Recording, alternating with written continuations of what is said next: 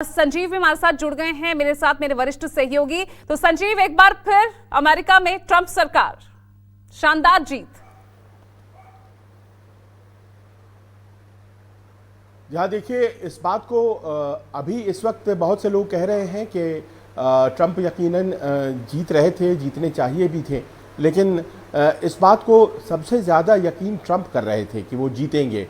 और उनकी बातों को लेकर के जाहिर है मीडिया ने भी माखौल उड़ाया, और एक बहुत ही प्रभावशाली वर्ग अमेरिका का था जो ये मानता था कि ट्रंप अब दोबारा नहीं जीत सकते हैं। 132 सालों में ऐसा नहीं हुआ है कि कोई व्यक्ति जो कि चुनाव हार गया है और उसके बाद से दोबारा लौट करके वो चुनाव जीत रहा है। एक ऐसा व्यक्ति जिसके ऊपर चार्जेस हैं, क्रिमिनल चार्जेस भी लगा रखे हैं, जो अपने मामलों के लिए अदालतों में जाता आता रहा है। पिछले 4 सालों में ट्रंप के साथ वो सब कुछ हुआ, लेकिन आखिरकार लोगों ने उन्हें जिताया है।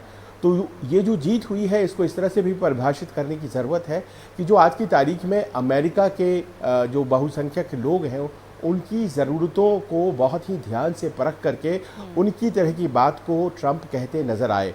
एक क्रिश्चियन नेशनलिस्ट भाव जो लेकर के ट्रंप सामने आए, वो दरअसल जो एक अस्मिता वाली बात होती है उसे जगा गया अमेरिका की।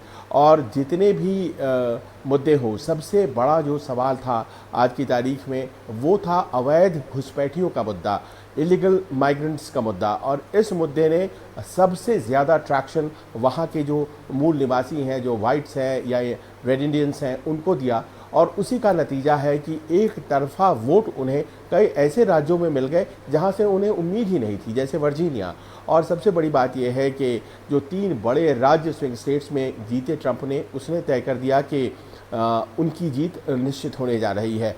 बड़ी बात यही थी कि ट्रंप के स्ट्रेंथ को 2016 और 2020 दोनों चुनाव में वहाँ की जो प्रभावशाली मीडिया है उसने अंडर एस्टिमेट किया था, क्योंकि उनके वोट्स जो हैं वो दरअसल रूरल पॉकेट्स में बहुत ज़्यादा हैं। वो पॉकेट्स जो कि कैटल हर्डर्स, कैटलमैन वहाँ कहा जाता है, जो कि ग्रामीण अंचल वहाँ का है, जो बहुत से लोग अभी भी वहाँ पर अनलेटर्ड हैं, अंग्रेज़ी बोलते हैं, उनकी भाषा है, लेकिन अनलेटर्ड हैं। डिग्रीधारी जो हैं वो डेमोक्रेट्स ज़रूर होते हैं, लेकिन ये जो अनलेटर्ड अमेरिका है, इसे ये बात सालने लग गई थी कि जो अमेरिकी हैं दरअसल मूल, वो मात्र वाइट्स 62% रह गए हैं, और 38% आबादी जो है वो दूसरे जगहों की आकर के अमेरिका में बस गई है, चाहे वो हिस्पैनिक्स हों, लटीनो जिन्हें कहते हैं, साउथ अमेरिकन ज़्यादातर हैं, या अफ्रो अमेरिकन हो, या फिर इंडियंस हों, एशियंस हों। तो ऐसे लोग जो है हमारे देश को ख़त्म कर देंगे। एक भावना जगाया ट्रंप ने, और ये भावना बहुत लोगों के बीच घर कर गई। दूसरा, एंटी इनकम्बेंसी इस बार डेमोक्रेट्स के साथ था, और बेतरहा जो महंगाई है उसने बहुत परेशान कर रखा था। सबसे बड़ा सवाल महंगाई का लोगों को इसीलिए अपील कर रहा था क्योंकि वो ट्रंप ने उन्हें समझाने में सफल हुए कि साहब देखिए, ये जो युद्ध पर खर्च हो रहा है, अमेरिका आज अगर साथ नहीं दे तो ज़ेलेंस्की कभी भी रशिया से लड़ पाएंगे क्या ज़रूरत है हमारी इस तरह की लड़ाइयों में जाने की। और अब से कुछ देर पहले जो उन्होंने विक्ट्री स्पीच दी है, आपने देखा होगा, उसमें उन्होंने ऐलानिया कह दिया है कि मैं युद्ध को रोकने जा रहा हूँ। नेटो अब दिवा स्वप्न की तरह हो जाएगा ज़ेलेंस्की के लिए और यूक्रेन के लिए, वो कभी नहीं जा पाएंगे। नेटो में जितना अमेरिका खर्च करता है, जाहिर है वो नहीं करेगा, क्योंकि नेटो का सारा खर्चा अमेरिका ही करता है। तो इस तरह के जो फालतू खर्चे थे, उसकी वजह से महंगाई है हमारे देश में, ये बताने में भी सफल हो गए। और मेरा देश, हमारा सब कुछ, और हम लोग पीछे जा रहे हैं। इसलिए हम पीछे जा रहे हैं उन वजहों से जो कि दूसरों की वजह हैं। उन्होंने यहाँ तक ओहायो में कहा कि देखिए, बाहर के लोग आते हैं और वो हमारे जो पेट्स हैं, जो हमारे पालतू पशु हैं, उनको खा जाते हैं। और वहाँ के लोगों को ये बात भी अपील कर रही थी। और देखिए कि आज की तारीख में ऐसा लगता है कि मेक अमेरिका ग्रेट अगेन का जो उनका एक संवाद था, जो कि आपको याद होगा 6 जनवरी 2021 में वो जो दृश्य थे जब व्हाइट हाउस में उनके समर्थक चढ़ गए थे, वहाँ से लेकर आज तक वो कांस्टेंट कैंपेन चलता रहा। और आज की तारीख में ये जो दक्षिण पंथ है अमेरिका का, उसने ट्रंप के रूप में विजय हासिल कर ली है। जी, यानी धीरज जी, सीधा जनता के उन तमाम मुद्दों को टारगेट इस बार किया गया है जिस पर एक फेलियर जो है साबित हो रही थी यहाँ पर बाइडेन सरकार। एब्सोल्युटली। देखिए, मैं because of the work I do, मैं एक पार्टी की तरफ नहीं जा सकता। लेकिन टू बी ऑनेस्ट मेरा एक 11 महीने का बेटा है। जब मैं उसका भविष्य इस देश में देखता हूं तो वी वर ब्लाइंड साइडेड। हम लोग hundreds and thousands of taxes देते हैं हर साल, hundreds and thousands of taxes. वो टैक्स का एक मात्रा लोगों को होटलों में ठहराने में जा रहा है, दूसरा उनको $7,000 देने में जा रहा है। अगर वेनेजुएला में लड़ाई हो रही है, इसका मतलब सारी आबादी यहाँ आ जाएगी, हेती की सारी आबादी यहाँ आ जाएगी, साउथ अमेरिका की शादी, और तो और चाइना से, इंडिया से लोग 70-70 लाख रुपए देके मैक्सिको से अंदर घुस रहे हैं। अब वो आके गैस स्टेशन पे काम करते हैं, और वो जो 70 लाख बैंक से लिया है, जमीन बेची है, उसका क्या? अभी ट्रंप ने क्लियरली दूसरी बात यह है कि कई ऐसे एलिमेंट्स आए हैं जिन्होंने वायलेंस किया है, जिन्होंने रेप्स किए हैं, मर्डर्स किए हैं, और हमारी यहाँ पे जो वो कैट एंड माउस खाने की बात कर रहे हैं, वो एक्चुअली लिटरली वो अमेरिका में कई जगह पे बतख, जिसको हम लोग स्वान, वो घूमते हैं पॉन्ड्स में, उनको लोगों ने डेफिनेटली खाया है, चिकन्स को खाया है, खड़ा कर बताया गया। तो कहीं ना कहीं उन लोगों के अंदर थोड़ा डर भी बैठा, थोड़ा ज्यादा डर बैठा, टू बी ऑनेस्ट। लेकिन इट्स वेरी वेरी वेरी कई खुद की फ्रेंड्स की नेबरहुड्स में, जहां पे 10 घर हैं, वहां पे एक घर में 50 आदमी रह रहा है, और वो सड़क पे घूम रहे हैं, तो वो लोग घर बेच के जा रहे हैं। Neighbourhoods are changing. मतलब आप समझिए कि अगर आप 10% वाइट, 90% वाइट हैं, 5% हिस्पैनिक, 2% इंडियन, सडनली उसमें 30% हिस्पैनिक लोग आ रहे हैं, तो वो पूरे नेबरहुड का डेमोग्राफी चेंज हो रहा है। तो लोगों के अंदर बहुत कंसर्न आ गया। स्कूल्स न्यूयॉर्क सिटी के अंदर, आप विश्वास करिए, बच्चों के स्कूल बंद करके शेल्टर बना दिया। उसके बाद स्कूल बस में लोगों को ट्रांसपोर्ट कर रहे हैं। तो जो पेरेंट्स हैं, जो टैक्सेस दे रहे हैं, hard work, it's a very, ऐसा सोचना America is a golden city, it's not true. You really have to work hard to save a single dollar. It's very expensive. लेकिन जब आप देखते हैं कि वही ब्रेड जो 5 की हो गई, वही दूध जो $1.5 का था, 4.5 का हो गया, लेकिन हम यूक्रेन को बम दे रहे हैं, दो तकरीबन 64.1 बिलियन हमने वहां पे दिया है, 174 बिलियन पास्ट है। इलीगल इमिग्रेशन 400 बिलियन का हमारा सेंसिस है। मैं फाइनेंस और बायोटेक सेक्टर से जुड़ा हूं, इसलिए मुझे फाइनेंस का ठीक ठाक नॉलेज है। तो मैं आपको ये बताना चाहूंगा कि ये दो मिस डिसीजन हमें फाइनेंशियली बहुत इंपैक्ट कर रहे हैं एज ऑफ नाउ। बहुत ज्यादा इन दो चीजों ने हमें इंपैक्ट किया है, और कहीं ना कहीं ट्रम्प के आने से, अगर आप मार्केट्स को फॉलो करती हैं, तो within last 2-3 days there is a big jump, और लोगों के अंदर थोड़ा डर था कि अगर हैरिस जीती तो इन्फ्लेशन और ऊपर जाएगा। इसलिए गोल्ड की प्राइसेस अगर आप फॉलो करें तो 30% बढ़ गई हैं इस साल। अभी पिछले 2 दिन से जैसे ही टर्म्स के नंबर ऊपर गए हैं, गोल्ड सोल्ड हो रहा है, गोल्ड नीचे आ रहा है, आएगा, इतना एक्सपेंसिव नहीं होना चाहिए। अब स्टॉक मार्केट ऊपर जाएगा, जो जा रहा है अभी से। अभी बात करें तो डाउ फ्यूचर्स 800 पॉइंट बढ़ गया है मार्केट खुलने से पहले।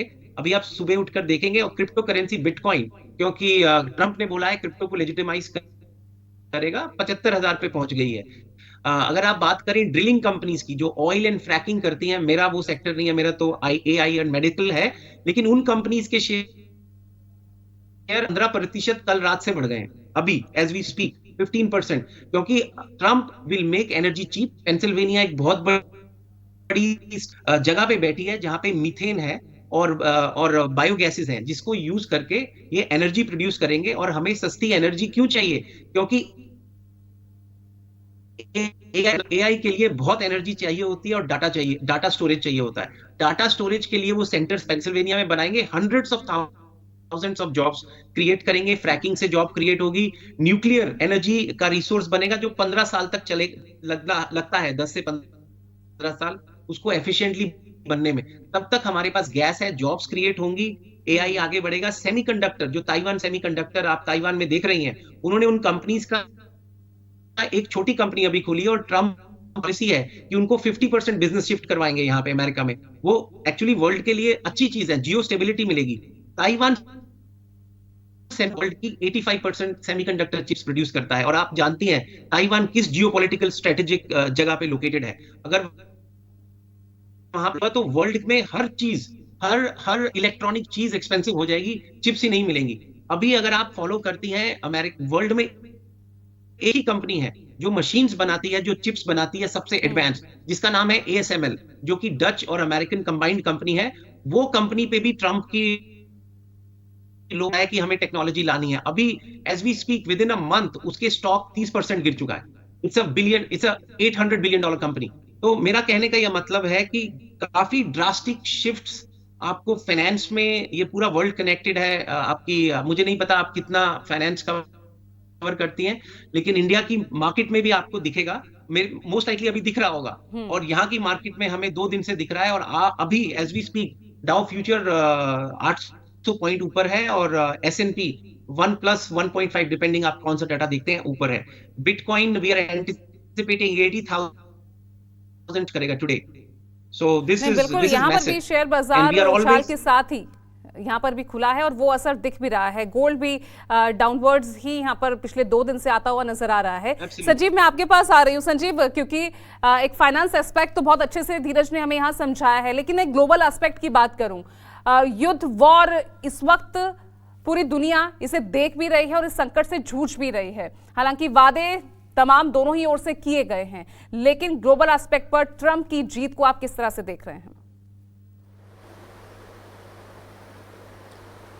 देखिए, ट्रंप साहब की जो जीत है वो अमेरिकियों के लिए बेहतर खबरें लेकर के आएगी, और जो उनकी एक ग्लोबल इमेज है वो थोड़ी बहुत उसमें अंतर आएगा। ये दो चीज़ें हैं अमेरिकियों के लिए, इसलिए क्योंकि बॉर्डर्स जो हैं वो बहुत ज़्यादा सख्त हो जाएंगे, सुरक्षित हो जाएंगे, और जिस तरह से घुसपैठ होता चला आया है पिछले 4 सालों में कहा जाता है, वो रोका जाएगा। और उसके रोके जाने से अमेरिकी जो ख़ास तौर पर रिपब्लिकन वोटर्स जिन्होंने इसीलिए उनको वोट दिया है ताकि आप बॉर्डर को सुरक्षित करिए, ख़ास तौर से जो मेक्सिको बॉर्डर है, तो वो तो बेहतर हो जाएगा। लेकिन उसके साथ साथ बड़े ही रिपब्लिकन सोच में जो एक बात खास होती है कि अमेरिका को ही पर्सपेक्टिव में रख कर के सारी चीज़ें सोचनी है।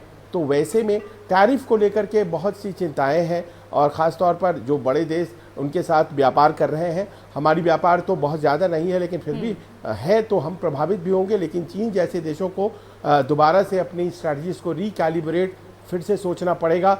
और हमें याद है कि पिछली दफ़ा जब राष्ट्रपति बने थे ट्रंप, तो उस वक्त भी बहुत से ऐसे आपको टैरिफ बैरियर जैसे कुछ इस तरह की बातें की जिसमें कि सैनिटरी एंड फाइटो सैनिटरी, मतलब कि हमारी चीज़ें जो हैं वो उस स्तर की नहीं है, इसीलिए आप हमारी चीज़ों को आप नहीं आपके देश में हम नहीं भेज पाएंगे, हमें कह दिया जाता था।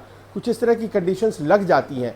तो ट्रेड में जो है वो थोड़ा देखना पड़ेगा कि किस तरह से उनकी पॉलिसीज़ होती हैं, क्योंकि वो यही चाहते हैं कि हर डील में जो है वो अमेरिका का फ़ायदा हो और ज़्यादा फ़ायदा हो। कोई भी देश अपना फ़ायदा सोचेगा, जाहिर है बाइडेन भी चाहते होंगे, लेकिन जिस तरह के वो बिजनेसमैन हैं वो उस तरह से सोचेंगे। लेकिन जहाँ तक वॉर्स की बात है, और ये आखिरी इम्पोर्टेंट बात जो है वो बहुत दुनिया को ही यूँ कह सकते हैं कि उनका ध्यान खींचेगी ट्रंप की तरफ, कि उन्होंने स्पष्ट कर दिया था कि वॉर हम नहीं होने देंगे। यानी कि जो भी मदद इमदाद जाती है यूक्रेन को रूस से लड़ने के लिए, वो नहीं जाएगी। और ज़ेलेंस्की को सीधा कह दिया जाएगा, राष्ट्रपति जो यूक्रेन के हैं, कि आप संधि कर लीजिए, रूस जो मांग रहा है रूस को दीजिए, और ये वॉर ख़त्म कीजिए, ये किसी के फ़ायदे का नहीं है सौदा। इसके अलावा ये भी है, आपने देखा मिशिगन वगैरह में भी वोट्स मिले हैं, और वहाँ अरब्स रहते हैं।